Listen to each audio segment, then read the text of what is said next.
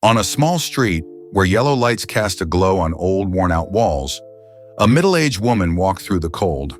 Her hands tightly clutched a flimsy fabric bag, which contained only a few coins and an elegant invitation card she had received a week ago. That card, adorned with intricate floral patterns, truly did not belong to her world. It was like a misplaced artifact in the impoverished life she had lived for the past 50 years. The card read, "Respectfully inviting you to a charity dinner on Saturday evening at the Royal Hotel."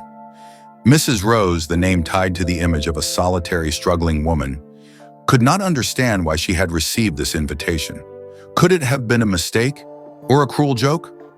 Regardless, she decided to go, for a reason no one else could comprehend. That evening, she wore the best outfit she had, a worn-out old coat and shoes that had endured many harsh winters. As she stepped into the hotel lobby, she couldn't shake the feeling of being completely out of place. The sparkling crystal chandeliers, the melodious music, and the distinguished guests in their glamorous attire turned her into the focus of curious, disdainful glances. "Who is she?" a man whispered, loud enough for her to hear. "Probably another beggar looking for money," a woman chuckled. Mrs. Rose gripped the invitation tightly, trying to stay calm. Standing at the reception desk, she spoke softly. "Excuse me, I'm here because I was invited." The receptionist glanced at her from head to toe, her gaze filled with skepticism. After a moment's hesitation, she coldly said, "You must be mistaken. This is the Royal Hotel, not a charity giveaway." "But I have an invitation," Mrs. Rose said, her hands trembling as she held out the card. The receptionist took it, glanced at it briefly, and then handed it back with a mocking look. "Fine, you may go in, but if you cause any trouble, I'll call security." As Mrs. Rose stepped into the banquet hall, she felt as though she had entered another world. Long tables draped in white cloth, the soft glow of scented candles, and the cheerful chatter of elegant people surrounded her. But everything suddenly fell silent as the crowd's gaze fixed on her. "What is she doing here?" A sharp female voice cut through the air. It was Mrs. Clara, a wealthy and powerful socialite, infamous for her cruelty. She strode toward Mrs. Rose, her high heels striking the floor like ominous drum beats. "Excuse me, what are you doing here? We don't have a place for people like you." Mrs. Rose tried to explain. "I was invited. This is my invitation." But Mrs. Clara didn't let her finish. She snatched the card from Mrs. Rose's hands and held it high, laughing loudly. "Everyone, look at this! Isn't this a joke? Someone like her being invited? Which one of us could possibly have such boundless charity?" The room erupted into laughter. "Maybe she found it in the trash," another voice chimed in. Mrs. Rose stood still, her hands clenched tightly to suppress her humiliation. Yet deep in her heart, she knew she wasn't here just because of the invitation. She had a more important reason, a person she had to meet. Mrs. Clara turned and addressed the staff. "Call security and have her removed." As the security guard approached, Mrs. Rose lowered her head, trying her best not to let her emotions show. The disdainful stares surrounding her bore down heavily, like needles piercing her resolve. Waves of emotion surged within her, but outwardly, she maintained an air of calmness, as if nothing could hurt her. "What will she do next?" a voice rang out from the crowd. "Nothing but humiliation. She'll definitely be thrown out." Mrs. Rose looked into the eyes of the security guard. He was a young man, his expression hesitant. She didn't want to trouble him, but she couldn't leave without fulfilling her purpose. Looking into his eyes, she could tell he didn't want to harm her. "Please," she said, her voice trembling yet resolute. "I just need to meet someone. I have a very important thank you to deliver." The guard said nothing but nodded silently. He discreetly led Mrs. Rose to a secluded corner of the banquet hall, away from the prying eyes of most guests. Yet not all gazes turned away. One woman approached. It was Mrs. Clara. Her eyes were as sharp as blades, her smile brimming with mockery. "You still won't give up, will you?" Mrs. Clara sneered, stepping closer to Mrs. Rose. "How laughable. Do you really think you deserve to be here?" Mrs. Rose didn't reply. She simply looked at Mrs. Clara with unwavering determination before turning her gaze to the people around her. At that moment, The loneliness and humiliation she had felt earlier were gone. The respect she had once lost was now replaced with an unshakable strength. At that moment, a familiar voice echoed from the back of the room. A man entered, dressed in an elegant suit, though his face bore the marks of time. Mrs. Rose looked up, unable to believe her eyes. It was a man she had saved many years ago in a tragic accident, one he could never fully remember. "Mrs. Rose," he called out, his eyes wide with astonishment. "You're alive?" The people in the room turned, startled, to look at the man and then at Mrs. Rose with curious expressions. But Mrs. Clara smirked, casting a disdainful glance at him. "And who are you?" Mrs. Clara asked. "Why would you care about this poor woman?" The man, his face resolute, stepped forward and positioned himself in front of Mrs. Rose. "Don't you know who she is? Mrs. Rose is the woman who saved my life during a car accident. She didn't just save me, she saved my entire family. Without her, I wouldn't be here today." The room fell silent, the weight of his words hanging in the air. All eyes turned toward Mrs. Rose, the poor woman whom no one had valued moments earlier. Mrs. Clara stood frozen, unable to respond.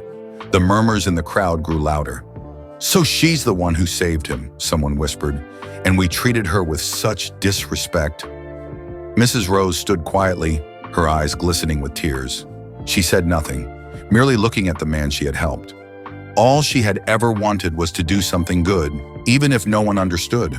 After the truth came to light, the atmosphere in the banquet hall grew tense. Mrs. Clara, who had shown contempt for Mrs. Rose earlier, now stood frozen, her face flushed with embarrassment. "Mrs. Rose," the man said, now looking at her with a newfound respect, "you don't have to endure this any longer. Let me take you out of here." Mrs. Rose looked up at him, a faint smile appearing on her lips. She didn't need to go anywhere. The acknowledgement of the truth was more than enough for her. For years, she had never sought recognition or praise from anyone. Everything she did was purely out of kindness, expecting nothing in return. All eyes in the room were now on Mrs. Rose. Those who had mocked her earlier began to feel uneasy. Some, after hearing her story, approached her to apologize and seek redemption. Mrs. Rose didn't respond. She stood silently, her gaze resting on the man she had saved. "Thank you," she said softly, her voice trembling. "It's enough for me to know you've lived well. Thank you for remembering me." As the truth of the past unfolded, the banquet hall became stifling. The gazes directed at Mrs. Rose were no longer filled with disdain but with astonishment and unease. Those who had ridiculed her earlier could no longer meet her eyes. They felt ashamed of themselves for treating someone like her so poorly, merely because she was poor.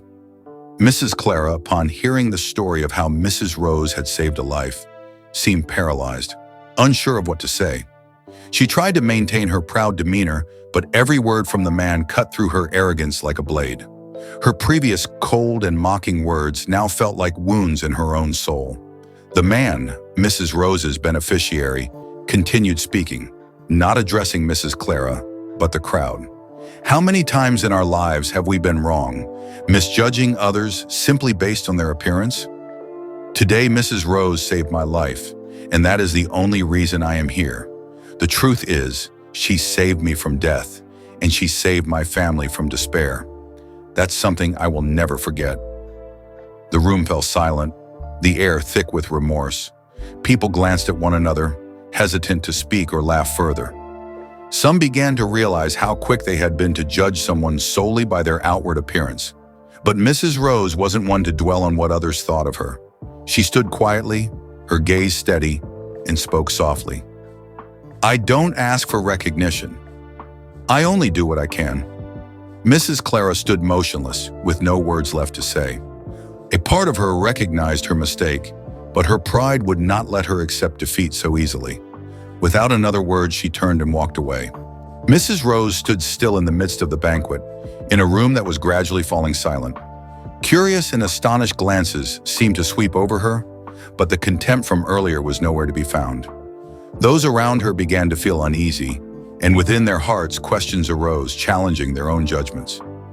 Mrs. Clara, after lowering her head and hastily leaving, couldn't stop thinking about the man's words. She felt something shifting within herself. The murmurs from the crowd only amplified her shame. How could she have looked at Mrs. Rose, a woman who had saved someone's life, with such disdain? At a corner of the room, Mrs. Rose stood silently, her head slightly bowed, as if seeking peace within her soul. Gradually, people began to approach her, some wishing to apologize, others eager to learn more about her story. A middle-aged man stepped forward. "Mrs. Rose, I apologize for my behavior earlier. I was too quick to judge. If you don't mind, I would like to hear more about your story." Mrs. Rose looked at him and offered a gentle smile. "Thank you for coming to me, but I don't need an apology. Everyone has the right to change. What's important is that we shouldn't judge others based on their appearance, because everyone has their own story." Her words echoed in the room, leaving everyone silent. Some in the crowd began to realize how poorly they had treated her, solely because she was poor. Now they felt ashamed and wanted to make amends. A woman named Sarah approached Mrs. Rose, her eyes glimmering as though seeking forgiveness. "Mrs. Rose, I was one of those who mocked you, but now I understand, and I'm sorry. You helped this man, and I can't imagine the depth of that kindness. I hope you can forgive me." Mrs. Rose simply looked at Sarah and responded with a gentle smile. "There's nothing to forgive because I didn't do it for forgiveness. I did it because I believe everyone deserves to be treated with respect and compassion." Every word Mrs. Rose spoke carried not only empathy, but also profound understanding of forgiveness and kindness. Those around her no longer saw her as a poor woman, but as someone filled with inner strength and boundless compassion. In the days that followed, the story of Mrs. Rose and the man she saved spread widely. Local media began to take notice, and Mrs. Rose became a well-known figure. However, her fame did not come from wealth or status. It was her story of kindness and respect for humanity that resonated deeply with society.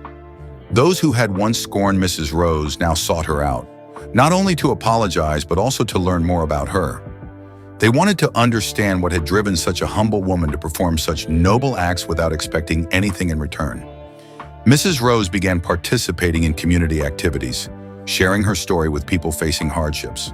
Her talks were not just accounts of her life, but also a source of powerful motivation, reminding everyone that patience, compassion, and kind actions always hold value, no matter the circumstances. At a major charity event, Mrs. Rose met the man she had saved once again. He stood beside her, his gaze filled with admiration and gratitude. "Mrs. Rose," he said in a warm, earnest tone, "I know you don't seek thanks, but I still want to say that if it weren't for you, I wouldn't be here today. You didn't just save my life, you changed how I see the world." Mrs. Rose smiled gently, her eyes reflecting a sea of emotions. "Thank you," she replied. "What you've said makes me realize that no matter who we are, small acts can make a big difference. Anyone can change as long as they're willing to." Mrs. Rose's story became a source of inspiration, not only for those around her, but also a valuable lesson for those who had once looked down on her. They came to understand that the worth of a person is not measured by wealth or status, but by actions born from the heart. From that point on, Mrs. Rose was no longer just a woman who had once been scorned. She became a symbol of kindness and compassion. The eyes that once viewed her with disdain could now only regard her with deep admiration and respect. Mrs. Rose's story concludes in a space filled with hope, yet it's not a true ending. Her life continues, but now she is no longer an anonymous figure in society. She has become a symbol of compassion and relentless change. Mrs. Rose never sought anything from others. She simply lived a humble life, performed good deeds, and shared her love with those around her. Each day, she continued her journey of helping those in need, inspiring them with her own story. Life is not always fair, but we cannot let its hardships alter our true nature. We may not be wealthy or powerful, but we can always change the world through kindness and respect. Every small act of goodness has the potential to create a profound difference in someone's life. Remember, the true value of a person lies not in what they possess, but in what they give. Treat everyone with respect and love, and the world will become a better place. Thank you for accompanying this story. Through Through Mrs. Rose's journey, may you come to realize that kindness and respect for humanity are priceless values we should all cherish and uphold.